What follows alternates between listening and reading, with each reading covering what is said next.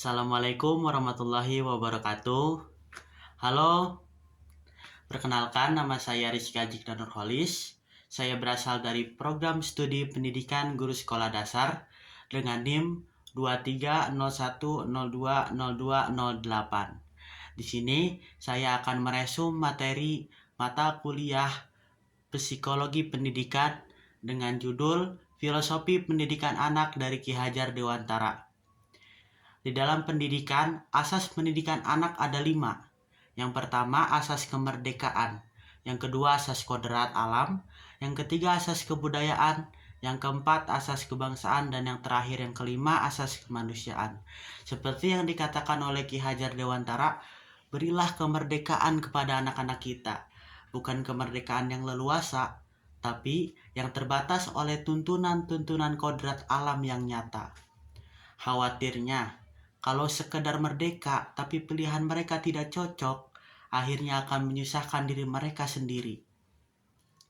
Dan supaya pilihan mereka cocok dengan kodrat mereka, oleh karena itu mereka harus bisa memahami kemauan ataupun pilihan mereka masing-masing. Nah, setelah mereka memahami kodrat mereka, baru menuju ke arah kebudayaan, yaitu keluhuran dan kehalusan kehidupan manusia.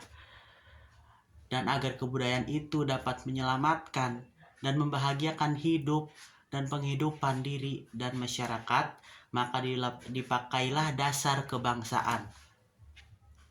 Tetapi dasar tersebut jangan sekali-sekali melanggar ataupun bertentangan dengan dasar yang lebih luas, yaitu dasar kemanusiaan.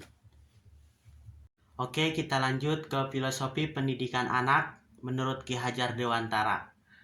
Yang pertama, mendidik anak dengan model perintah dan hukuman.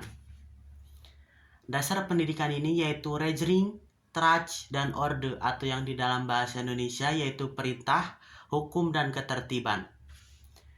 Di dalam metode ini banyak sekali dampak yang kurang baik bagi kesehatan mental anak. Contoh yang pertama yaitu anak tersebut tidak akan bergerak kalau tidak dipaksa atau diperintah. Dan pada akhirnya tidak akan ada kreativitas dan kesadaran di dalam dirinya masing-masing. Sehingga mentalnya akan terus berkelanjutan menunggu diperintah dan dipaksa tanpa ada kesadaran di dalam dirinya masing-masing. Oke, kita lanjut ke filosofi yang kedua, yaitu kemerdekaan di dalam belajar. Di dalam pendidikan anak, ini jangan terlalu diarahkan ke sana dan ke sini di dalam memilih kodratnya. Tapi kita sebagai pendidik itu menggali terlebih dahulu kemampuan atau potensi anak tersebut. Kalau kita sudah tahu potensinya, baru kita bergerak. Kita tanyakan apa yang harus kita dorong. Kita lihat apa yang harus kita kuatkan supaya dia berkembang sesuai dengan potensinya masing-masing.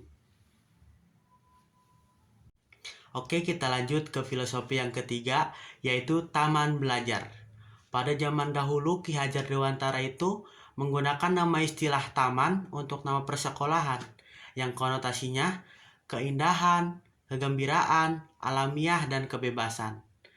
Adapun alasan lain Ki Hajar Dewantara menggunakan istilah taman untuk nama persekolahan, yaitu supaya tidak terlalu kaku ataupun formal dan suasananya lebih segar dan nyaman bagi anak-anak untuk belajar.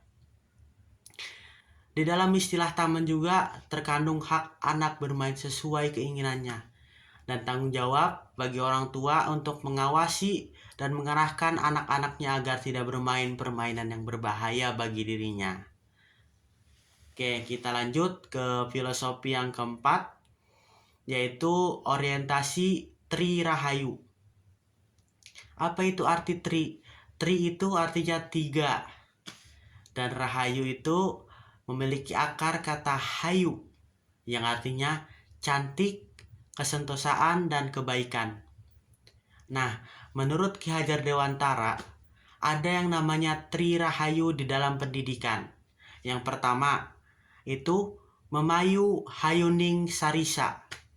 Ini dalam bahasa Jawa ya, atau yang artinya mempercantik dirinya sendiri. Jadi pendidikan itu bisa mempercantik dirinya sendiri. Kita berpendidikan, kita dipandang baik, dipandang bagus, dipandang cantik oleh orang lain. Terus yang kedua yaitu memayu hayuning bangsa, atau yang artinya memperindah bangsanya. Di Indonesia ini banyak sekali orang berpendidikan. Oleh karena itu bangsa ini dipandang baik, dipandang cantik oleh negara lain karena banyak orang yang berpendidikan di bangsa ini. Dan yang ketiga adalah memayu hayuning bawan, atau yang artinya memperindah alam semesta. Oke, kita lanjut ke filosofi yang kelima, yaitu sistem Among. Sistem Among menurut Ki Hajar Dewantara itu ada 3. Yang pertama itu momong. Momong itu seorang guru mendidik anaknya dengan cara menjaga, merawat, dan mengawasi anak didiknya. Dia lakukan itu dengan penuh rasa kasih sayang yang besar kepada anak-anak didiknya. Dan yang kedua adalah sistem Among. Among itu seorang guru mendidik anak didiknya dengan memberi contoh kepada anak didiknya, sehingga anak-anaknya mengikuti apa yang dicontohkan oleh gurunya. Nah, dan sistem yang ketiga adalah sistem ngemong. Sistem ngemong itu seorang guru mengoptimalkan potensi anak-anaknya dengan cara membantu dan mensupport kekurangan anak-anak didiknya di dalam mengembangkan potensi anak didiknya. Oke, kita lanjut ke filosofi yang keenam, yaitu relevan dengan kehidupan dan nilai budaya anak. Biasanya, anak-anak itu ada hal-hal yang tidak sesuai dengan konteks dan kemauannya di dalam memilih kodratnya masing-masing. Sehingga hanya dihafal saja tetapi tidak tahu cara mempraktekannya. Pada akhirnya, dia mengambil referensi atau contoh hidup kepada orang lain. Ki Hajar Dewantara memiliki teori di dalam filosofi ini, yaitu yang pertama, niteni, yang artinya itu mengingat. Dan yang kedua adalah niroke, yang artinya adalah meniru. Dan yang terakhir adalah nambahi, yang artinya itu menambah. Jadi yang pertama, harus mengingat terlebih dahulu apa yang kita perdalami. Setelah kita mengingat, baru kita meniru, kita melaksanakannya sesuai dengan apa yang kita lihat, apa yang kita rasakan. Setelah kita meniru, kita menambahkan apa yang kurang, apa yang perlu kita lengkapi di dalam teori tersebut. Oke, kita lanjut ke filosofi yang ketujuh, yaitu 3 pusat pendidikan. Menurut Ki Hajar Dewantara, ada yang namanya Tri Sentra Pendidikan atau 3 pusat pendidikan. Yang pertama yaitu alam keluarga. Di dalam keluarga kita diajarkan tentang budi pekerti dan juga laku sosial. Budi pekerti ini mencakup apa? Tentang etika dan adab sopan santun. Setelah itu kita menuju ke alam yang kedua, yaitu alam perguruan. Alam perguruan ini tempat balai wisata ataupun usaha mencari dan memberikan ilmu pengetahuan kita. Setelah itu kita menuju ke alam yang ketiga, yaitu alam pergerakan. Alam pergerakan ini untuk belajar pengalaman berorganisasi ataupun bersosialisasi di masyarakat. Sekian resume yang bisa saya sampaikan. Mohon maaf apabila ada salah dari perkataan. Wabillahi taufiq wal hidayah. Wassalamualaikum warahmatullahi wabarakatuh.